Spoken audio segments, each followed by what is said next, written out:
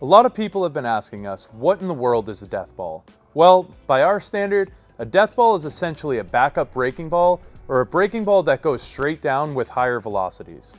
The way I like to teach the pitch is a very generic gyro grip, and then I like to curl my finger and spike the index finger at the top of the horseshoe that is vertical. A big part of what I like to do is right under the seam, I like to stick my index finger right in front of that position.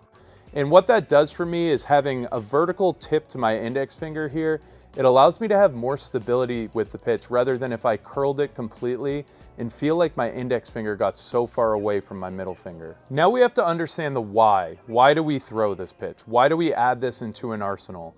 Well, whiffs on a curveball are a bit more conducive to velocity than total movement. So essentially the death ball is more likely to generate more whiffs than a curveball, where a curveball has a greater likelihood of generating called strikes. The reason for this is while they have similar directions of movement, the death ball has a smaller range where it'll have a little bit less depth and a little bit less horizontal movement to the glove side. But what it lacks in total movement, it adds in total velocity, usually about 3 to 4 miles per hour higher than a curveball. So if you have the ability to use a ball tracking unit, typically we're going to look for a movement profile desire, and that's going to be anywhere in the ranges of positive or -2 horizontal break and no less and no more than -3 to -9 vertical break.